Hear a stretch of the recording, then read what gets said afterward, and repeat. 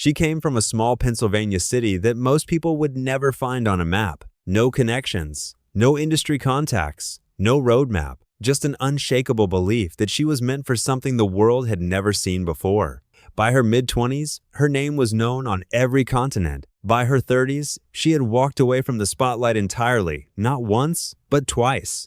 And each time the world assumed she was gone for good, she returned stronger, sharper, and more in control than ever. She became a cultural phenomenon so large that Eminem put her in a music video. That Showtime cast her in a primetime television drama. That her name crossed from the underground world of alternative cinema directly into the American mainstream and stayed there. But here is what the headlines never told you. Behind every reinvention, behind every comeback, behind the icon the world came to know was a woman making calculated moves that most people in her position never thought to make. This is the story of Lisa Ann, and you haven't heard it told like this before. Easton, Pennsylvania, a proud working-class city sitting at the edge of the Delaware River. It's the kind of place that builds character quietly, without fanfare. A place where ambition either finds a way out or it disappears entirely. Lisa Ann Corpora was born here on May 9, 1972.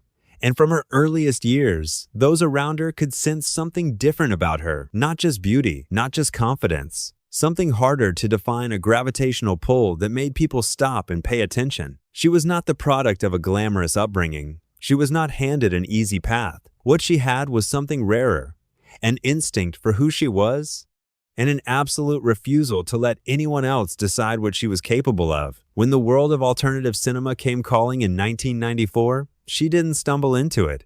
She walked in with her eyes wide open and immediately began building something the industry had never quite seen before. Her rise was not accidental. From the very beginning, Lisa Ann operated with a discipline that set her apart from almost everyone around her. Under her early contract with Metro and Cal Vista, she worked methodically building her craft, understanding her audience, and developing the kind of commanding screen presence that cannot be manufactured or taught. It either exists or it doesn't. In Lisa Ann, it existed in full force. Within just a few years, she had become one of the most recognized faces in the golden age of alternative cinema. Her performances didn't just attract audiences, they held them. Her style was specific, her energy magnetic, her ability to fill a frame completely without effort, the mark of a genuine natural talent. Awards followed, recognition followed, and something even more valuable followed: a reputation as a professional who arrived prepared, delivered without compromise, and left every production better than she found it. Lisa Ann wasn't just popular, she was a defining voice of an era. But the era was about to change, and what came next would test everything she had built. 1997. The alternative cinema world was struck by a crisis that no one saw coming. A health scare that spread through the industry like a shockwave and forced every performer to make an immediate, defining choice. Lisa Ann chose to walk away, not out of fear, not in defeat, but with the same clear-eyed decision-making that had always governed her career.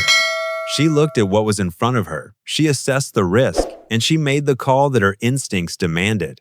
For the better part of a decade, she stepped back entirely from the camera. She spent years performing on live stages across the country. She opened her own day spa and ran it successfully for 4 years, learning the language of business, of management, of ownership in a way that would shape everything that came after. The world assumed the story of Lisa Ann was over. The world had fundamentally misread her. In February 2006, Lisa Ann returned to alternative cinema. But this wasn't a comeback. It was a repositioning. She came back with control, with strategy, with a level of ambition no one in her field had attempted before. Then came the moment that changed everything. In 2008, Hustler Video cast her as Sarah Palin in a political parody timed for Election Day. Instead of treating it like satire, Lisa Ann treated it like craft. She studied debates. She analyzed voice, posture, rhythm.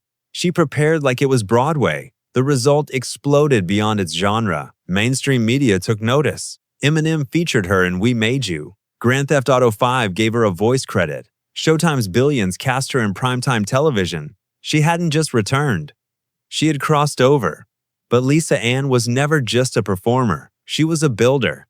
She founded Clear Talent Management to represent performers over 30, a demographic the industry ignored.